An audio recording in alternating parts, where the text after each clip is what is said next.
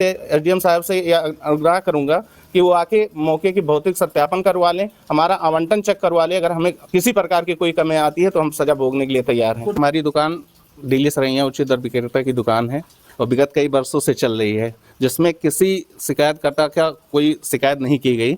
इसके उपरांत पूर्व निरीक्षक मिल्कीपुर द्वारा औचक निरीक्षण किया गया और निरीक्षण में आके उन्होंने किसी तरह की कोई जानकारी नहीं दी। एक 2 कमरे की हमारी दुकान है, एक कमरे में वितरण किया जाता है, दूसरे कमरे में भी खाद्यान्न रखा जाता है। जो फरवरी माह का खाद्यान्न था वो दूसरे कमरे में रखा गया था। इनके द्वारा हमें कुछ भी ज्ञात नहीं है क्या किया इन्होंने। आए और वीडियो बना के इसके बाद एफआईआर इन्होंने करा दिया जाके। एफआईआर जब कराया तो इसकी जानकारी हमें पेपर के माध्यम से हुई। इनके द्वारा ना सपुर्दगी नामा किसी को दिया गया, ना किसी को बुला के गवाह लिया गया कि आपके ऊपर एफआईआर हो रहा है, आपने आवंटन कहाँ रखा है। हम इस तरह का कोई क्वेश्चन यहाँ पे रखा नहीं। उन्होंने आके इन्होंने डायरेक्ट आया और दुकान चेक किया, वीडियो बनाए और उस दुकान का वीडियो बनाया जिसमें खाद्यान्न नहीं था। वहाँ केवल वितरण का कार्य किया जाता है, खाद्यान्न दूसरे कमरे में रखा जाता है। 2 कमरे की दुकान है और हमारा विगत कई वर्षों से कोई शिकायत नहीं होती है। कंटिन्यू हम प्रत्येक माह सबको खाद्यान्न वितरण करते हैं और किसी तरह की कोई शिकायत नहीं होती है। इनका कहना है कि फोन द्वारा सूचना दी गई लेकिन फिर भी नहीं आए संतोष कुमार। फोन द्वारा सूचना दी गई, आवश्यक कार्य से घर पे थे। उसके बाद उन्होंने 10 मिनट में आके दुकान खोला। दुकान खोल के उन्होंने दिखाया कि खाद्यान्न वितरण हुआ। 87% खाद्यान्न का वितरण हो चुका था जब इन्होंने आके औचक निरीक्षण किया। उसके बाद में भी इनके निरीक्षण के बाद भी 19 कार्ड धारकों 20 कार्ड धारकों में वितरण किया गया। अगर हमारे पास खाद्यान्न नहीं होता तो हम उन कार्ड धारकों को वितरण कैसे कर पाते। इनका एक आरोप यह है कि दुकान के बाहर साइन बोर्ड, सूचना पट, स्टॉक व रेट बोर्ड प्रदर्शित नहीं पाया गया। क्या कहेंगे इसके संबंध में? ये बताना है कि हमारे यहाँ पीडीएस के लिए दुकान के लिए प्रस्ताव रखा गया है, नई दुकान बनना है। इस संदर्भ में यही कहना है कि नई दुकान की वजह से यहाँ पे चलाना हम लोगों की मजबूरी थी, जो कि सुविधा के अनुसार रखी गई है दुकान। दूसरा आरोप है विभागीय टोल फ्री नंबर एवं माननीय मुख्यमंत्री हेल्पलाइन नंबर भी प्रदर्शित नहीं पाया गया। जैसे मैं आपको बता रहा हूँ कि हम नई दुकान का प्रस्ताव के लिए बोला गया है। नई दुकान बनने के उपरांत सारी चीजें वहाँ पे उपलब्ध मिलती है। तीसरा आरोप है दुकान के बाहर कोई भी विभागीय सूचना प्रदर्शित नहीं पाई गई। मैं बता चुका हूँ कि बार ये कह रहा हूँ कि नई दुकान का प्रस्ताव के लिए बोला गया था, इसीलिए वो नहीं हो पाया। आरोप है दुकान पर 15 से 20 किलोग्राम गेहूं चावल बिखरा पाया गया तथा दुकान के अंदर भारी गंदगी और मकड़ी के जाले लगे पाए। आप स्वयं देख सकते हैं कि गंदगी एक प्रकार किसी तरह की कोई गंदगी नहीं है। साफ सुथरा व्यवस्थित अनाज रखा गया है और किसी प्रकार की कोई दिक्कत नहीं है।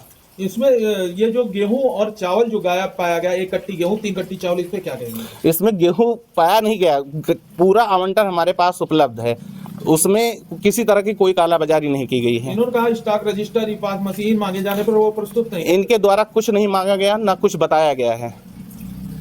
तो ये इस तरह से कार्रवाई क्यों किए और इस तरह का आरोप क्यों लगाए?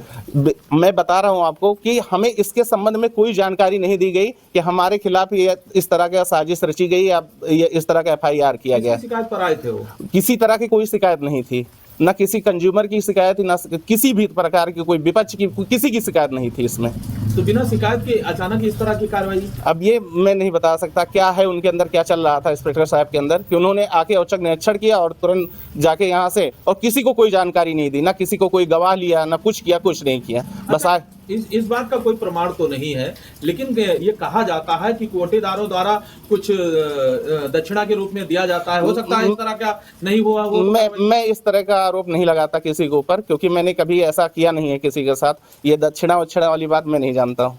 आप लोगों से कुछ नहीं? मेरे द्वारा कुछ नहीं लिया जाता है। ये मेरे साथ कैसे हुआ ये मैं नहीं जानता हूँ। मेरे द्वारा कोई नहीं लिया गया। से आपकी बातचीत हुई अधिकारियों द्वारा? मैंने उसके बाद जब पेपर में पता चला, फोन करवाया गया, फोन उनका नहीं उठा, रिसीव नहीं हुआ। एफआईआर कब हुई? एफआईआर इन्होंने 28 तारीख को हमारे यहाँ निरीक्षण किया था और हमें पेपर के माध्यम से 31 तारीख को पता चला कि हमारे ऊपर एफआईआर हुई। वो भी जाके जब थाने पे एफआईआर कॉपी लिया तब।